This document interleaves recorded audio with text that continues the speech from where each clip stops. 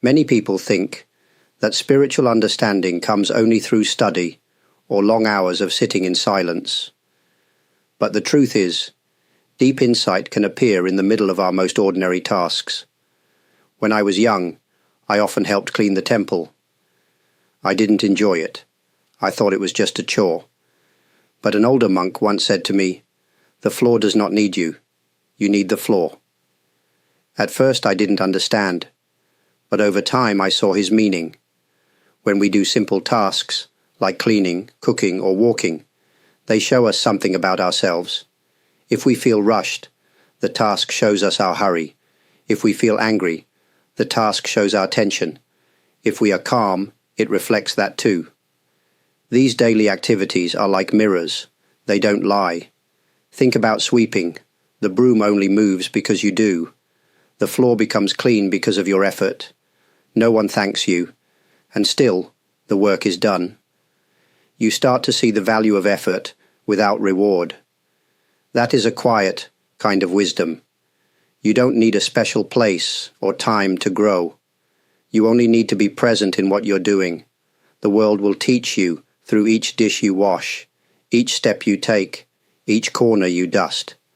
So next time you are doing something small, don't rush through it. Pay attention. Let the task be your teacher. Even the smallest job can show you something true. That is the gift of ordinary life. It is always offering us a lesson, if we are willing to see it.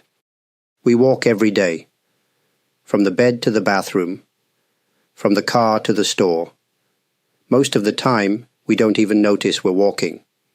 Our feet move, but our mind is somewhere else. But walking can be more than just moving from one place to another. It can be a way to return to the present moment. You don't need to walk in a forest or on a mountain. Even walking down a busy street can be meaningful. When you walk, try to feel your feet touch the ground. Notice the pressure as you step. Hear the sounds around you, the birds, the wind, the cars. Feel the air on your skin. Don't try to stop your thoughts. Just don't let them carry you away. I once knew a man who walked the same small path behind the temple every morning. For 10 years, he walked that path. A visitor asked him, "Don't you get bored?" He smiled and said, "Every day the ground feels a little different under my feet. This is what it means to really walk. You don't need to go far. The journey is not outside, it is inside.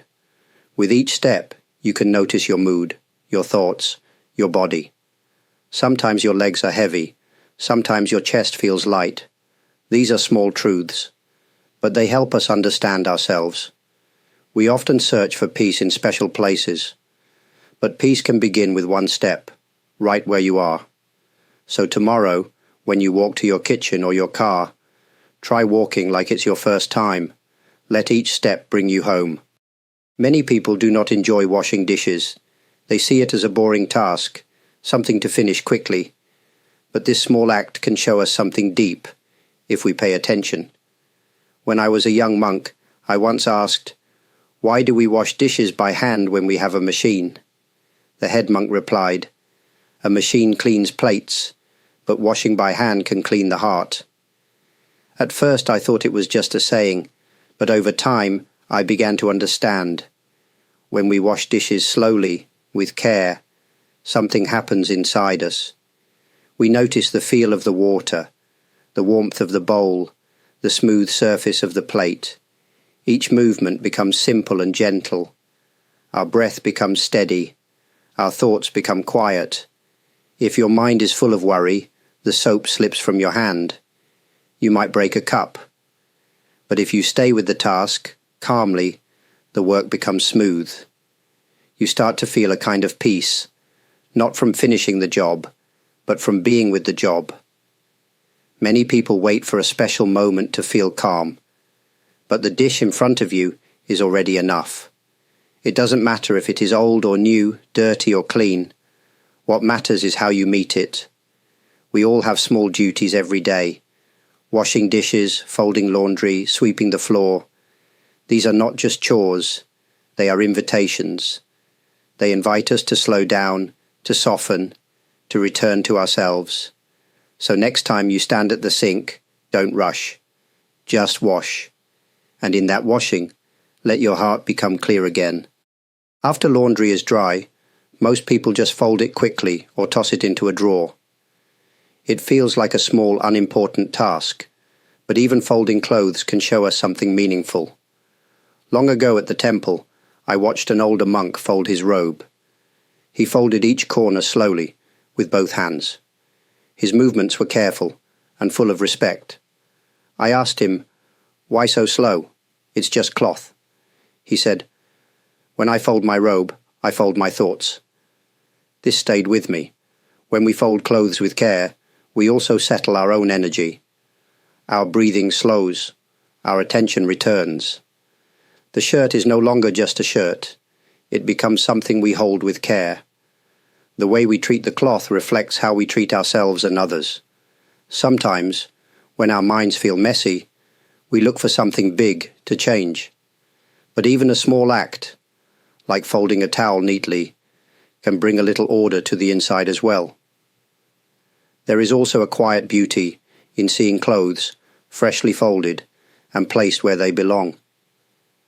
It reminds us that everything has a place and everything can be handled gently. Try this. The next time you fold your clothes, don't turn on the TV. Don't rush to finish. Just focus on the fabric, the shape, the folding. Feel your hands move. Notice your breath. Let the action be enough. These small moments, when done with attention, can support us in ways we don't expect. Folding clothes can become a way to fold the noise of the world into stillness. Sometimes, to take care of your mind, all you need to do is take care of a shirt. At the temple, sweeping is not just a way to clean. It is a daily practice, as regular as eating or sleeping. Every morning we sweep the paths, the steps, and the garden. Some people ask, why clean a place that is already clean? But sweeping is not only about the dust. The broom moves with your hand moves with your body, and your body follows your mind. If your mind is restless, your sweeping is rough. If your mind is calm, your sweeping is smooth. In this way, the act shows you your state inside. When I was younger, I often rushed through sweeping. I wanted to finish quickly. One day, an elder said to me, "Don't sweep to finish, sweep to be here." Those words changed everything. Now, I enjoy the sound of the broom, the way the leaves move, the feeling of clearing space. I am not cleaning the ground, I am meeting the moment. You don't need a big garden or a temple. Even sweeping your kitchen or front step can be enough. Let each stroke of the broom be steady. Let it match your breath. Watch the floor become clear, little by little. At the same time, your thoughts also begin to settle. Some people chase stillness through silence. Others find it in movement. Sweeping is movement that invites silence. It teaches you that peace is not far away. It can be found in your own hands, right here, right now. So next time you hold a broom, hold it gently, not to fight with the dirt, but to be with the action. In cleaning the space around you, you may also clean a space within you. In many modern homes, people eat quickly. They eat while watching videos, checking messages, or walking to work. The meal becomes something to finish, not something to notice. But eating can be more than just filling the stomach. It can be a way to understand life more deeply. At the temple, meals are simple: rice, vegetables, soup, nothing fancy, yet we treat each meal with great care. Before eating, we pause. We look at the food. We give thanks, not just with words, but with quiet appreciation. One of my teachers used to say, "How you eat is how you live." I didn't understand at first, but over time, I saw the truth in his words. If we eat with care, we live with care. If we eat in a rush, we rush through life. Try taking one bite and really tasting it. Feel the texture. Notice the flavor. Chew slowly. You might realize you eat too fast, or that you don't really taste your food. This small act of attention can bring you back to the present. Eating is not just about the food. It's about how you meet the moment. Even a piece of bread can become a reminder that life is made of simple things. You don't need a perfect meal or a quiet room. You just need to stop and be where you are. A few slow bites can become a time of calm, even in a busy day. So next time you eat, even if it's just a snack, take a moment. Look at it. Taste it. Let it remind you to slow down and live more fully. In eating simply, we return to what really matters. Most people don't like waiting. Whether it's at the grocery store, the doctor's office, or a red light, waiting feels like lost time. We check our phones, tap our feet, sigh. We want the moment to pass quickly, but waiting is not the problem. Our reaction to waiting is. A senior monk once told me, there is no such thing as empty time, only empty attention. These words changed how I see moments of waiting. They are not useless. They are a part of life. When we wait, we are given a gift, a pause, a space with nothing we must do. What if, instead of filling that space with impatience, we simply stood still and noticed? Try this the next time you're in line. Feel your feet on the ground. Listen to the sounds around you. Notice the people in front of you. Let your shoulders drop. You are not in a race. You are just here. At the temple, we wait often, before meals, before chanting, before entering the hall. We learn to stand quietly, without rushing the next thing. In that quiet, we begin to see how much energy we waste trying to escape the moment we are in. Waiting can teach us patience. It can show us our habits. It can help us see how much we live in the future, always wanting the next thing. But life only happens now. So next time you wait, don't fight it. Don't try to escape. Just be there, with the line, with the people, with yourself. In learning to wait without restlessness, we begin to discover a deeper kind of peace, one that doesn't depend on getting what we want. Many people feel calm at home, but the moment they get in a car, something changes. A small delay, a slow driver, a missed light, and suddenly they feel angry. The road becomes a place of tension. But it doesn't have to be. Driving can actually be a time of quiet attention, if we choose it. The car becomes like a small room, where we can sit, breathe, and be present. One of my teachers said, "The road does not belong to you, it belongs to everyone." I remembered this when I used to drive through busy city streets. If someone cut in front of me, I would start to react. But then I would ask, is this really a problem? Most of the time the answer was no. Anger often comes from the feeling that something is in our way. But what if we stop seeing people as blocks to our plans? What if we let the journey be the focus, not just the goal? When you drive, try noticing your hands on the wheel. Feel your seat. Hear the hum of the engine. Let the traffic lights guide your rhythm instead of fighting them. And if someone drives badly, just let them pass. You don't need to carry their storm. You are not just moving your car, you are moving your mind. How you drive is how you travel through life. So next time you're on the road, remember, it's not about getting there faster. It's about how you are during the drive. A calm driver is not weak. A calm driver is free. In conversations, most people listen only to reply. They wait for a chance to speak, to share their story, their opinion. True listening has become rare, but listening, real listening, can be one of the most meaningful things we offer, not just to others, but to ourselves as well.